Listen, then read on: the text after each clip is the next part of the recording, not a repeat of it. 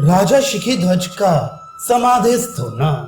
कुंभ ने कहा, महाराज शिखीध्वज, जिस प्रकार ये संपूर्ण विश्व उत्पन्न होता है और जैसे विलीन हो जाता है, वे सारा का सारा वृतांत मैंने आपसे वर्णन कर दिया।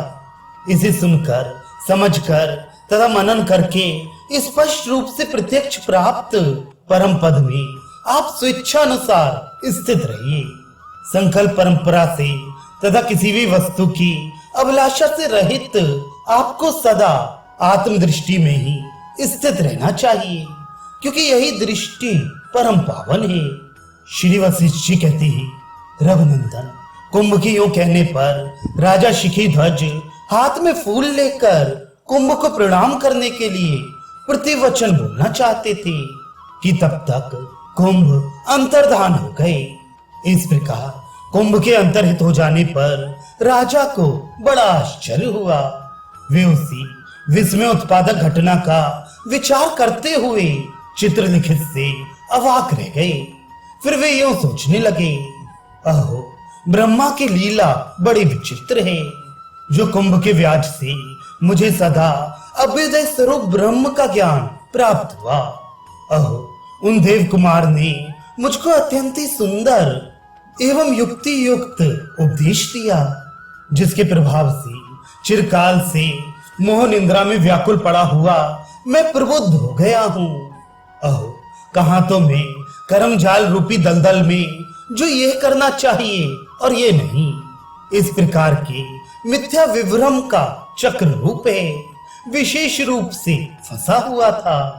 कहा मुझे ऐसी साम्राज्य पदवी प्राप्त हो गई जो सर्वथा शीतल, शुद्ध, शांत और अमृत उद्भव सुधाकर की भांति आह्लादजनक है। इसलिए अब मैं पूर्ण शांति का अनुभव कर रहा हूँ, पूर्णतः तृप्त हो रहा हूँ और केवल आनंद में ही स्थित हूँ। मेरे मन में आओ तृण के अग्रभाग के बराबर भी इच्छा शेष नहीं रह गई है। मैं अपने वास्तविक स्वरूप में स्थित हो गया हूँ। यूं विचार करते हुए राजा शिखीध्वज, जिनका अंतःकरण वासनाओं से शून्य हो गया था, मौन होकर इस प्रकार बैठ गए मानो पत्थर पर खुदी हुई कोई प्रतिमा हो। तत्पश्चात उस निर्विकल्प एवं निराश्रय मौन अवस्था में अचल रूप से प्रतिष्ठित होकर वे पर्वत के शिखर की भांति स्थित हो गए। रघुकुल भूषण राम, इस प्रकार इधर राजा शिखीध्वज तो निर्विकल्प समाधि में स्थित होने के कारण काष्ठ और दीवाल की तरह निश्चेष्ट हो गए। उधर अब चुड़ाला की बात सुनिए। वे उस कुंभ वेश से अपने स्वामी राजा शिखीध्वज को प्रबुद्ध करके स्वयं अंतर्हित हो गई और बड़े वेग से उछलकर आकाश में जा पहुंची। वहां उसने माया द्वारा विरचित देवपुत्र की आकृति का परित्याग कर दिया और ऐसा सुंदर स्त्री रूप धारण कर लिया जो समझदार पुरुषों को भी मुग्ध कर देने वाला था। फिर तो वह आकाश मार्ग से अपने नगर में जा पहुंची और उसी क्षण अपने अंतःपुर में प्रविष्ट हो गई। तत्पश्चात लोगों के सामने प्रकट होकर राज्य कार्य करने लगी। 3 दिन बीतने के बाद वह पुनः आकाश में जाकर योग बल से कुंभ रूप में परिणित हो गई और राजा शिखीध्वज के वन में जा पहुंची।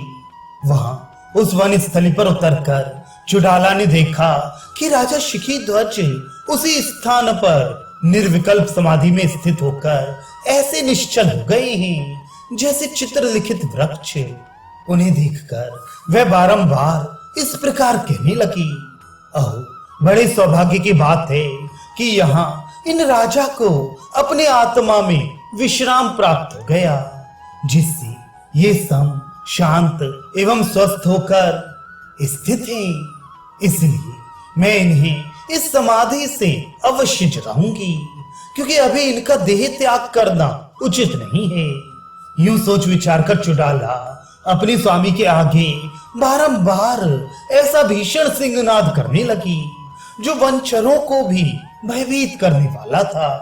किंतु जब पुनः पुनः उस भयंकर सिंहनाद के करने पर भी पर्वत की शिला के समान राजा विचलित नहीं हुए, तब चुड़ाला उन्हें हाथों से हिलाने डुलाने लगी।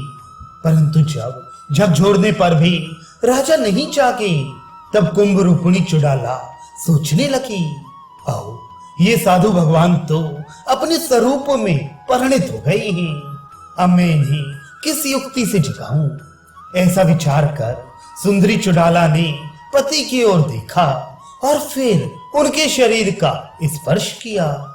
जीवन के हितभूत लक्षणों से जब उसने जान लिया कि अभी ये जीवित हैं, तब वह कहने लगी कि अभी इनके हृदय में प्राण विद्यमान है।